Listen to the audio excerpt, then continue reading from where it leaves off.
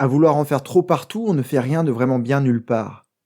Aujourd'hui, c'est avec l'aide de Gaël que tu vas comprendre comment ne plus gaspiller ton énergie, mais au contraire la concentrer et l'utiliser afin de faire un pas de plus vers cette vie riche, épanouie et pleine de sens. Salut à toi, tu es sur Dépasse-toi et je suis Sylvain Viens. Tous les mardis dès 7h, je te proposerai des idées pour comprendre ton fonctionnement, améliorer tes relations, trouver de la motivation ou encore développer ta confiance en toi. Et tout ça pour t'aider à créer une vie riche, épanouie et pleine de sens. Si tu ne veux rien louper et profiter de tout ce que j'ai à t'offrir, je t'invite à t'abonner à la newsletter sur mon site, sylvainviens.com. Je suis un peu triste ce matin, je n'ai pas trouvé de nouveaux commentaires 5 étoiles sur Apple. Alors j'ai pris le commentaire, le retour de Sandrine sur LinkedIn. Sandrine m'écrit « Sylvain, j'ai découvert tes podcasts sur Deezer.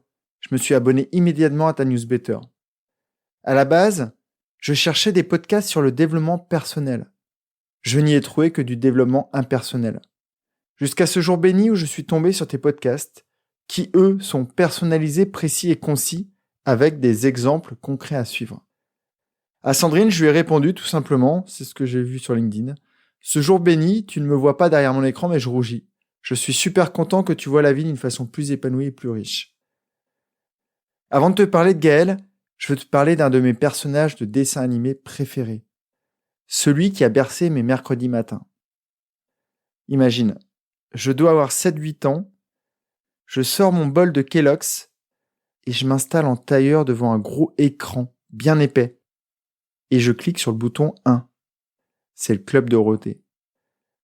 Il est tôt, mais je n'ai qu'une hâte, voyager avec ce petit personnage de manga, habillé avec une tunique rouge et un t-shirt bleu, des petites bottines foncées, et surtout, des cheveux noirs hirsutes qui prennent une couleur dorée quand il s'énerve. Tu l'as peut-être reconnu, c'est Sangoku, le héros de Dragon Ball Z. Je ne vais pas te résumer le dessin animé, mais le but de Sangoku, c'est de protéger la Terre et ses habitants. Il y a des envahisseurs plus moches les uns que les autres qui essaient de nous asservir. Il a plusieurs pouvoirs, mais celui dont je me rappelle le plus, c'est cette capacité qu'il a à emmagasiner l'énergie autour de lui, celle des insectes, des animaux, des végétaux et de l'eau. Tout simplement, il joint ses mains, il les oriente vers le ciel et il récite un mantra. Kamehameha. C'est ça qui lui permet de concentrer l'énergie sous la forme d'une boule jaune, orangée, extrêmement lumineuse.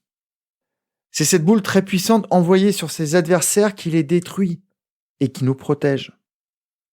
Il atteint son objectif en focalisant toute cette énergie, en la concentrant. Pourquoi je te parle de lui ce matin ?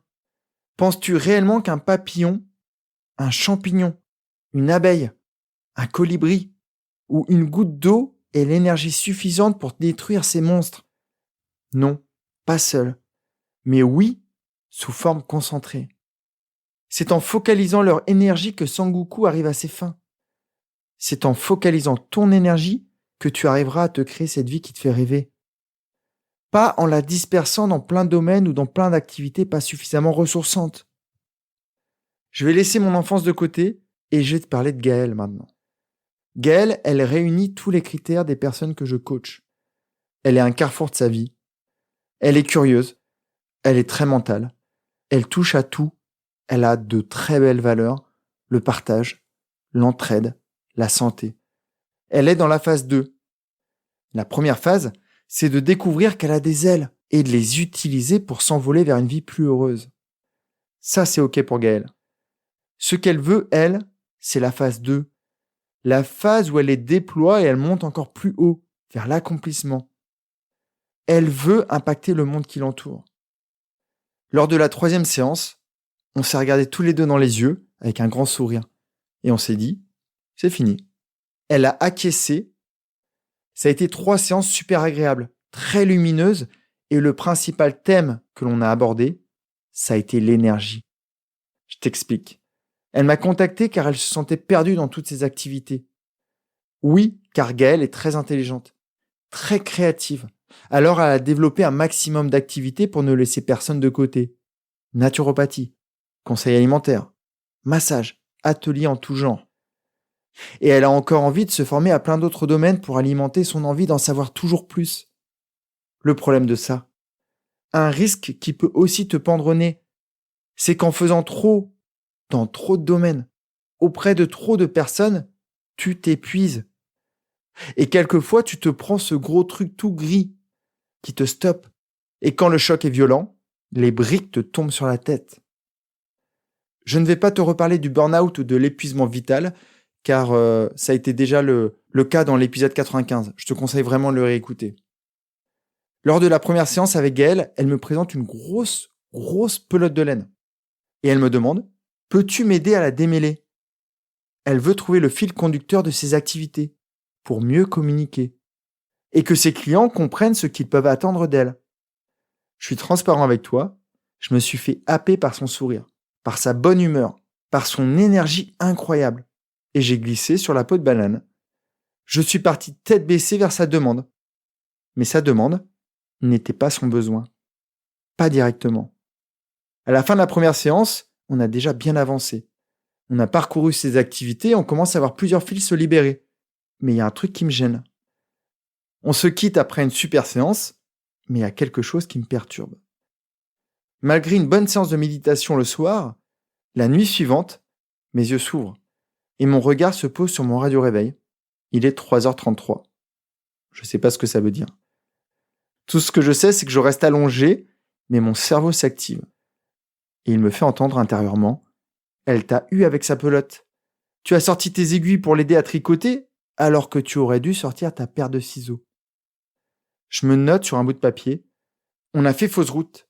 Le problème n'est pas ces fils entremêlés, mais la taille de la pelote. » Ce que je ne t'ai pas dit, c'est que Gaëlle est déjà tombée plusieurs fois. Elle s'est prise plusieurs fois ce mur. Son problème de communication est juste le reflet de son envie de vouloir aider tout le monde, ce qui l'a fait se disperser et donc s'épuiser. La solution est donc de comprendre comment réduire le nombre d'activités de Gaëlle afin qu'elle fasse comme Sangoku et qu'elle concentre son énergie dans la même direction. Ainsi, elle se sentira plus accomplie et elle obtiendra surtout plus de résultats. Je vais devoir ronger mon frein pendant 2 semaines avant de lui faire part de mon idée. Dans un premier temps, elle me parle de l'exercice personnalisé que je lui ai proposé. Elle a bien avancé et a compris ce qu'elle veut nourrir à travers ses activités. Puis, je me permets de l'interrompre gentiment et je lui dis « On va changer de route, Gaëlle. » Elle me regarde les yeux grands ouverts. Elle est suspendue à mes paroles. Je rajoute « C'est quoi cette pelote ? Pourquoi tous ces fils se sont entremêlés ? Pourquoi y a-t-il autant de fils ? » Après sa réaction, on a repris les activités les unes après les autres pour les classer et voir quelles sont celles qu'elle devrait garder pour que son énergie soit beaucoup plus concentrée et qu'elle en garde pour elle. À la fin de la séance suivante, que l'on aura passé à se projeter vers le futur, quand nos sourires se croisent, elle est beaucoup plus sereine. Elle a déconstruit des croyances. Et surtout, elle a compris qu'elle ne doit pas tout faire partout, mais faire ce qui la nourrit dans des endroits précis. Elle connaît dorénavant les ingrédients qui vont driver ses activités et qui vont lui permettre de s'accomplir pleinement. Merci Sangoku, merci Gaëlle, et maintenant parlons de toi. Utilises-tu ton énergie à bon escient ? Es-tu comme l'ancienne Gaëlle à vouloir faire trop de choses ? Tu as peut-être trop de livres sur ta table de chevet, trop d'instruments de musique dans ton armoire dont tu aimerais jouer, trop de dossiers ou d'onglets en cours sur ton ordinateur, et peut-être même trop d'amis avec qui tu n'entretiens pas les relations que tu aimerais. Vouloir en faire trop, c'est le meilleur moyen de créer de la frustration, car tu ne réussis pas comme tu voudrais, ou de la culpabilité, car tu commences tout sans jamais rien finir. Ça peut même créer de l'anxiété, car ton cerveau se perd dans les méandres de toutes tes actions. Plus tu imagines faire des choses dans ta tête, moins tu en fais réellement. Plus tu veux faire des choses, moins tu profites de ce que tu fais réellement. Vraiment, questionne-toi. Vois quelles sont les activités qui te nourrissent vraiment. Vois quels sont tes amis avec qui tu échanges vraiment.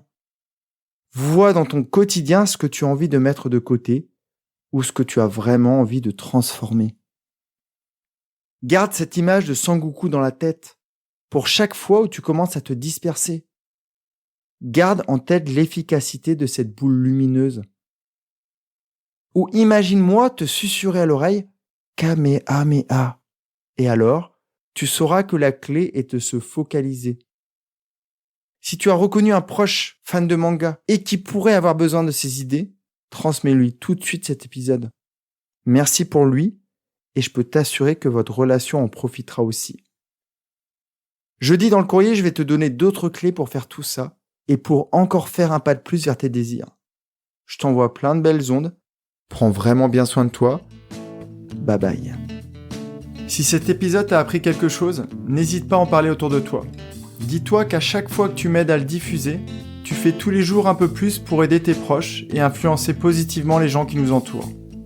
Je te remercie très sincèrement pour ton écoute et je te souhaite vraiment le plus beau pour la suite.